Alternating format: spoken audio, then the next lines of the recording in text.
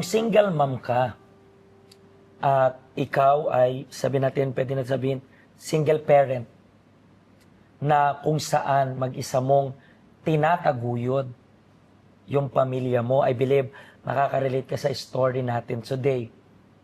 Dito nagkataon na pinapanood mo, so please, stay hanggang sa dulo ng ating program kasi alam ko na malaki yung matututunan ninyo, marami kayong matututunan sa story ng special guest natin for today.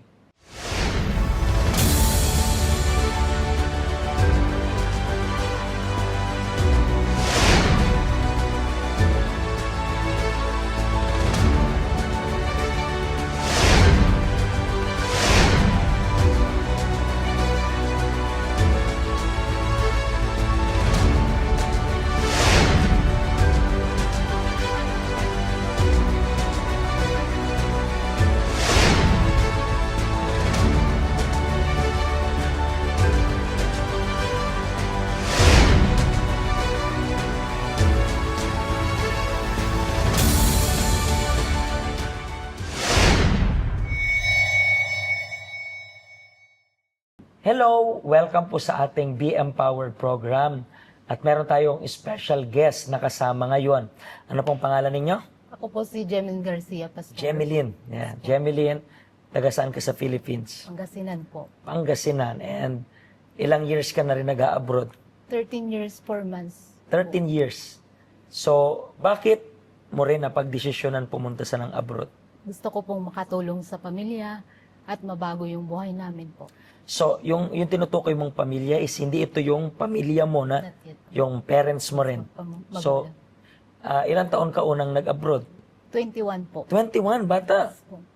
Pwede na ba yun that time or pineke mo rin yung ano mo? Visit visa. Tinulungan ako ng ate ko as visit visa, tourist visa po. Saan? Sa Abu Dhabi. Sa Abu Dhabi. Yes po. So, 21, nag-Abu Dhabi ka. And ilang years ka rin sa Abu Dhabi? Naghanap po ako doon ng trabaho at sa waitress. Same company ng ate ko.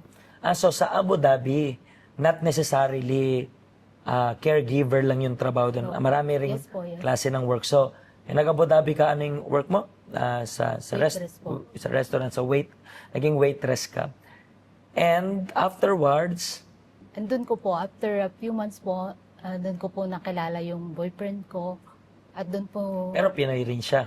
Egyptian po. Egyptian. Yes po. Mhm. So, sa restaurant rin siya. Ano po siya, driver po ng company namin. Mm. Yes po. And then, At doon po, yun, nabuntis po ako.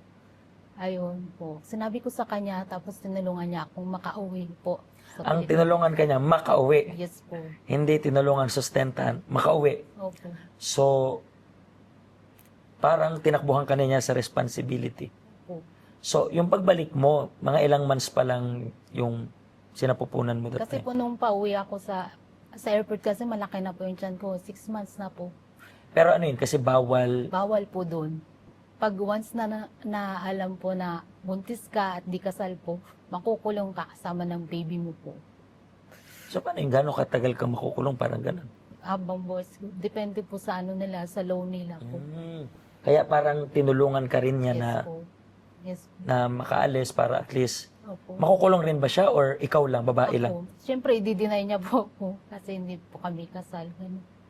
So, wala lang, I was thinking lang kung gaano minsan ka hindi patas yung mundo. Yes po.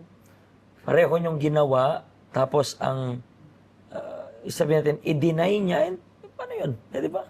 Yes po. So, umuwi ka, medyo malaki na yung sinapupunan mo, and nung pinanganak mo, anong pumasok sa isip mo? Ano, nagka-trauma po ako eh. Tapos hindi po, nagkaroon ako ng insomnia, hindi ako makakain po. Ayun po. Pero hindi ka naman yung klase ng nanay, I believe na pinalaki sa sama ng loob yung anak, di ba? Hindi po. Na-accept ko na po yung baby. In-accept mo. Yes po. Tapos, gano'n ka rin katagal sa Philippines nagstay? After 1 year, 6 months po, nag-abroad po ako ulit. Saan na yun? Sa Dubai po. Dubai naman. Pero itong anak mo ngayon, sino nag-alaga? Parents ko po. Yung parents mo. Yes po. So, this time pumunta ka na ng Dubai. Ilang Dubai years po. ka rin sa Dubai? Natapos ko po yung contract ko and then may boyfriend na naman ako doon. Naulit po. Parang hindi natuto na. Yes So, po. doon naman sa Dubai, anong lahi yung boyfriend mo? Pilipino po.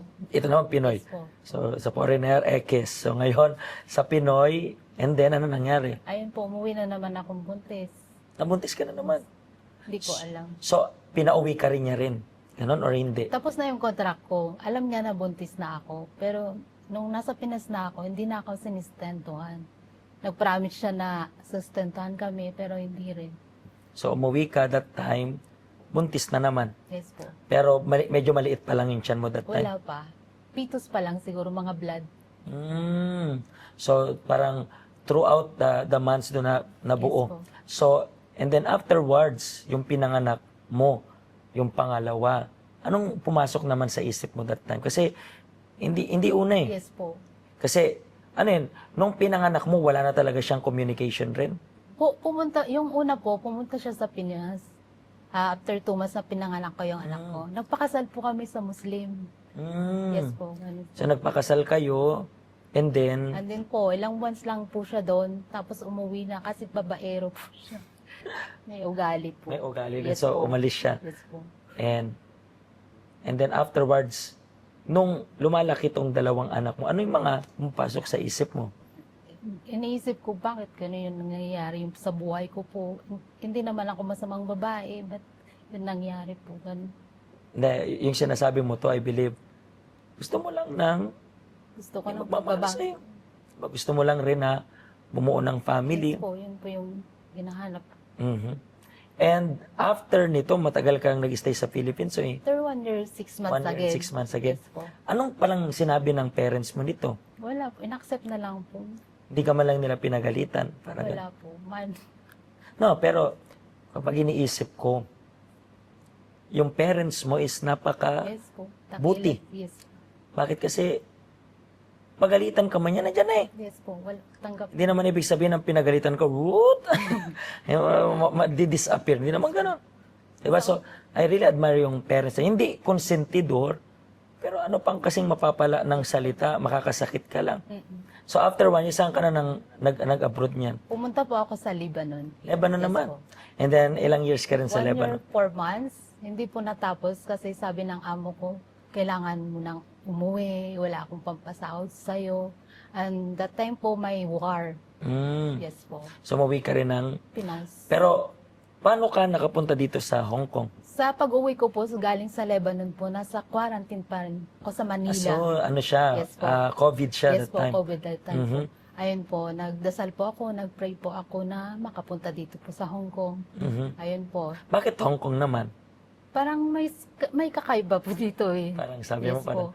Yes let me po. try yung Hong Kong, parang Dito ganon. po. And pagpunta mo dito sa Hong Kong, paano ka naman napunta dito sa health center? At one of my relatives po, taga dito po siya sa... Ayun po, in-invite niyo po ako dito. Until nag-continue po ako dito. Ano ka rin katagal dito sa health 4 center? years po. 4 years na. So within 4 years na to, gaano naging ka-helpful yung health center para sa OFW yung katulad mo?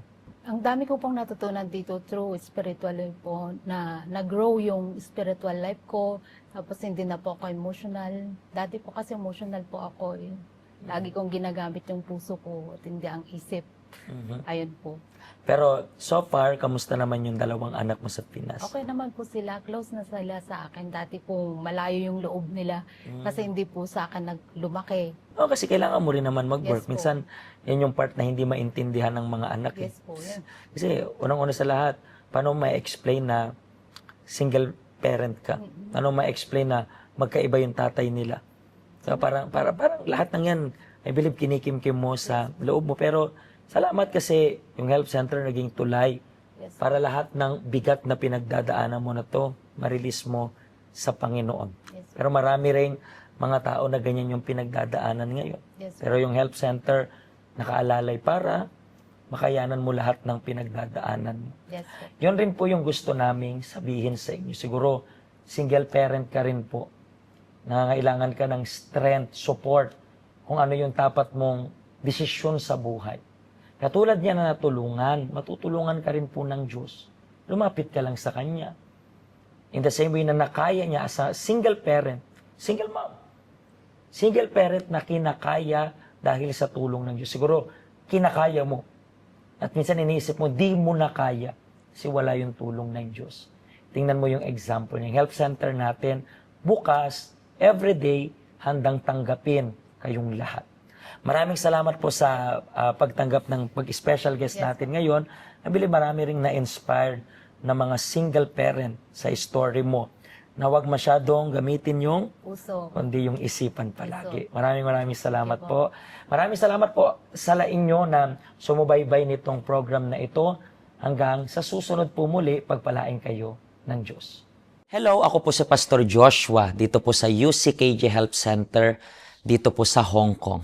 At yung mga napanood nyo pong testimony ay mga testimony ng mga OFW dito sa Hong Kong. Pero I believe makaka-relate rin naman kahit nasaan po kayong bansa. Basta OFW. Ang health center po natin ay walang pinipiling religion. Base na rin po sa name, Health Center. Kung kailangan nyo po ng karagdagang information, nandito lang po sa baba lahat ng information na kailangan ninyo. Kontakin nyo lang po kami at magiging masaya po kami na matulungan ka, ma-assist ka, nasaan man po kayong bansa. Pagpalain po kayo ng Diyos.